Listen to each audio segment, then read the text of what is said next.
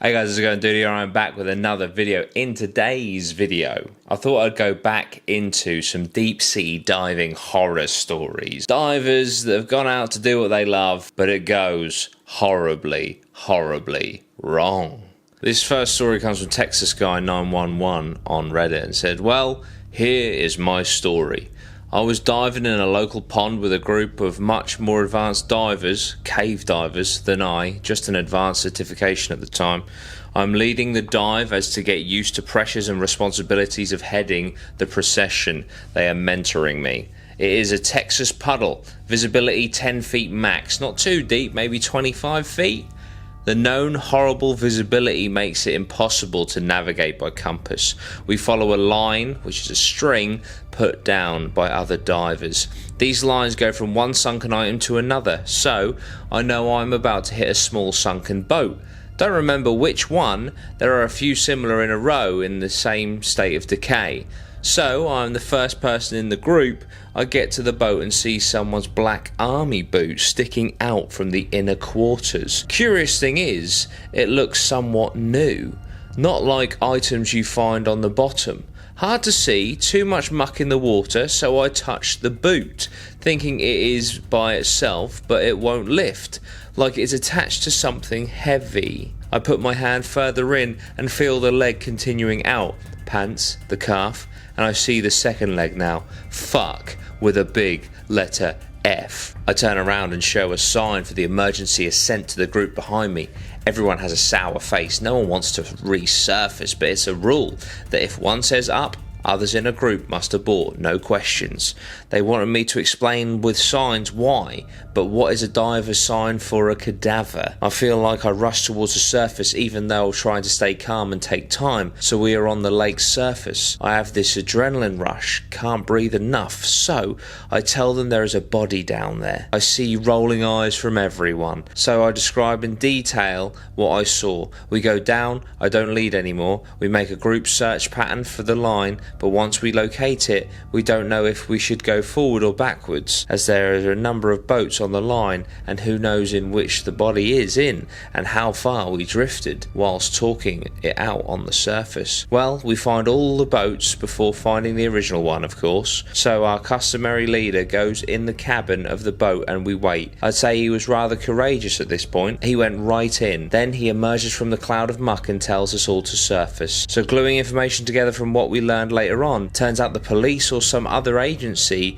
had a body recovery training in the same lake the same day. When they went for lunch, they stuffed their fully dressed, anatomically correct rubber doll in one of the sunken boats for a few hours for safekeeping. Well, I died a little that day. So there we go, that's the first one from Texas Guy 911. What do you think of that story? Imagine that, you're doing some dives, you're learning how to, take responsibility of heading processions for future dives. You were very experienced divers, and you come across what you believe to be a body, but only in hindsight, in a few hours' time, to find out that the police were heading up an exercise and they left a dummy cadaver in a boat, ruining your day and probably giving you the fright of your life.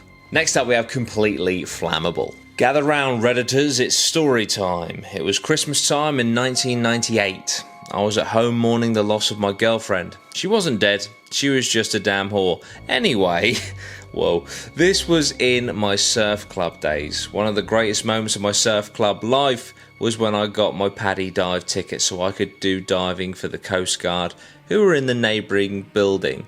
This was a great moment because it gave me and my immediate family access to the Coast Guard Surf Club bar. I was popular that year all of a sudden. So there I am, bitterly complaining to no one, because they're all drinking at the surf club, about the aforementioned ex-girlfriend, let's call her, when my lounge is lit up with blue and red lights. A policeman had driven down the driveway and parked outside and decided that knocking was too hard, so turned on the lights. My father was sitting in the front of the car laughing at my face when the officer told me to get in the car. There had been a boat accident. 3 guys had taken a boat out and managed to sink it. One of them had made it to shore and raised the alarm, but he didn't know where his friends were. The commotion had spilled into the bar at the surf club, and it was realised quickly that the on-call diver had been drinking for a few hours. The time is 7 p.m. at this stage. Enter my father.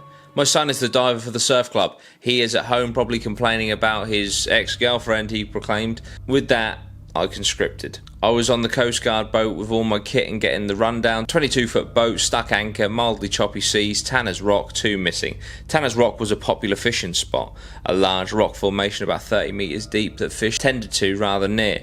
I assume it had a great bar or nightclub or something. I don't really know what attracts fish to stuff. I'm suited up and game face is on. It's now close to 8 p.m. My ex-girlfriend had been banished for now, and I am about to roll backwards into the sea when the skipper says, "Well, I don't see any sharks, so good luck." Over I go. They had dropped a rope with a sandbag attached when we got to Tanner's Rock so I could guide myself down. I grab the rope and start descending. The dark closes in. The light of my helmet and wrists penetrates far less than you would think and less than I'd hoped. You can't really crash dive 40 metres or you will get knocked pretty hard, and you can't crash surface from 40 metres or you will get the bends, so slowly does it.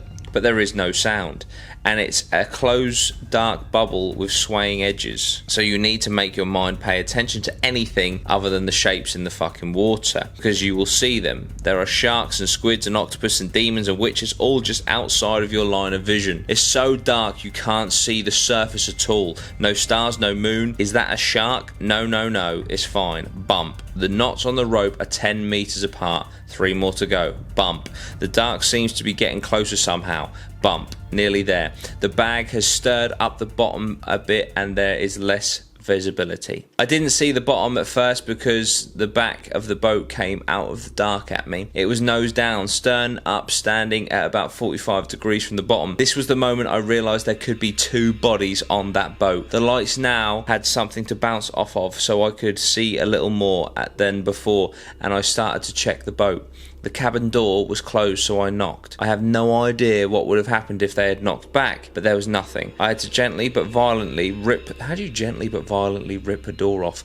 I had to gently but violently rip the door off and repeat the process for the onboard toilet room, but that was thankfully empty too. I grabbed the EPIR beacon, which was in a plastic bag, meaning it didn't go off. Idiots. And I had a look at the front of the boat. The anchor had gotten stuck and the winch was strong enough to pull the front of the boat down. I think the finding was that a wave came over the front and flooded the front section of the boat, and then the winch took over and happily wound the boat to the anchor, then jammed up on the chain and stopped. I undid the bolt of the anchor and the boat started to slowly rise. I tied the sandbag rope to the bollard of the front of the boat and started the long ascent back into the dark. I started thinking about the 2 missing men floating around drowned just beyond my sight in the dark, imagining hands reaching out for me, sharks eating them and looking for more humans. Bump. Check my watch. I have to go slow enough that I do 1 minute per bump. I could do 2, but better safe than sorry. Let me tell you, that is a long ass minute. Up we go again. Bump again. Timer again. This is easy. You have done this before. Start rising again. Bump. I'm about 10 metres down. I have heaps of air and an overactive imagination when it all goes to fuck. Beneath me I can see movement. Fast movement. One hand points the light at it while the other hand goes for my diver knife. A huge solid object is just below my feet. It hits and slides up my leg and I realise in horror it's the fucking boat. The boat has risen and the pontoons are expanding as the gas expands, displacing more water and accelerating the ascent. The boat goes past in a few seconds and in my relief I actually laugh. I resheath the knife and then I realise my mistake. The rope is gone. So I do what my training tells me to do and I piss myself. I look at the watch and it's been a minute. I start to rise with no reference points and no guide. After what feels like a year, I surface to the yells and abuse from the Coast Guard trying to figure out what to do with the capsized but now floating boat. I swim over and get back on the boat. We manage to flip the boat and tow it back to shore. I had to debrief with the police and went to see my dad, now wearing the wetsuit half undone and bare feet. I get a Vikings hero's welcome, beer and cheering, and much storytelling was had. Turns out all 3 of the boat people got to shore. 2 were close to each other and went home and got drunk, while the 3rd raised the alarm. So there we go. That had a happy ending in that no one died, which is always good. But what do you guys think about the moment? I mean, A, when you find the boat in pitch black and you know that there are possibly 2 dead bodies on this boat, but also as you're ascending and you see the silhouette of something massive beneath you. That's the sort of thing that just it makes me feel ill. But obviously it ended up being this boat, which is insane that a sunken boat resurfaced.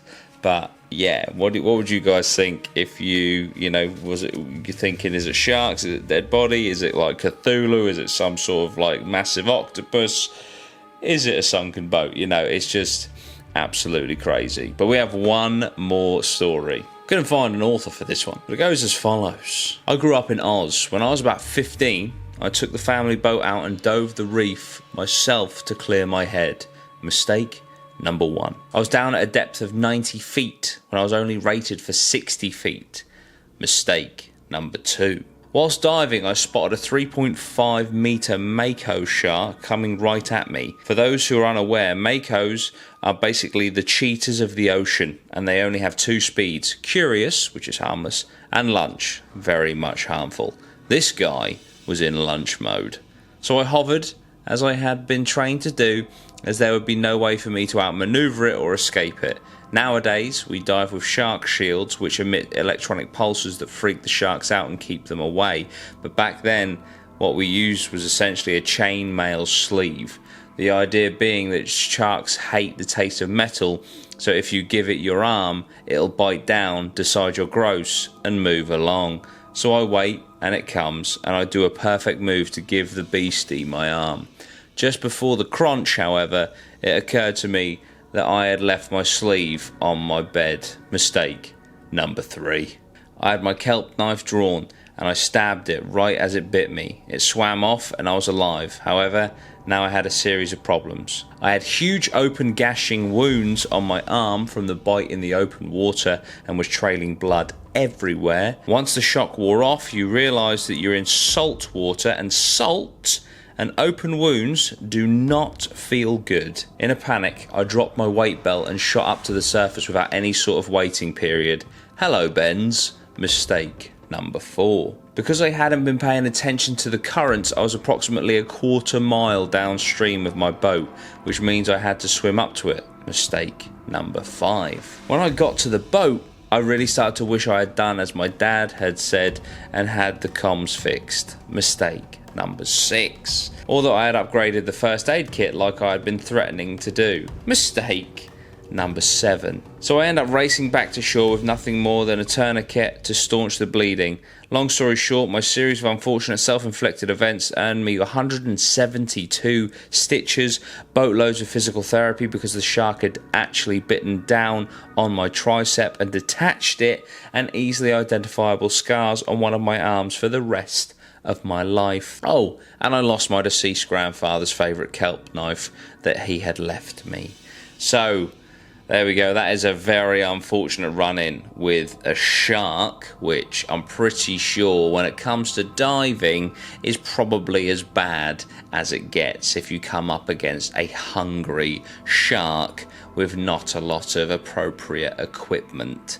So yeah, what do you guys think of these 3 stories? Which one was your favourite? Which one would you say is the scariest and the worst situation to be in out of all 3? Thank you so much for watching, guys. I really do appreciate it. I hope you enjoyed this video. I love the diving videos. I know you do too, so I thought I'd do another one. I may even throw in another caving claustrophobia video very soon, because I know you guys love those as well, and I love making them, so it's a win-win, right? But yeah, there we go, guys. That is it for today. If you have any diving stories, please let me know. Email them to me if you want, dudeyrhino@gmail.com. or leave them down below in the comments. That would be amazing. Thank you so much. I really appreciate it. I'll see you very soon. If you want to support me, I have a Patreon where for just £1 a month you'll get a bonus video each week where I kind of debrief what I'm going to be doing that week. It's a look behind the curtain at my life and you know what I get up to as a YouTube creator. So yeah, cheers guys, I appreciate you. I'll see you soon. Sweet one. Geese.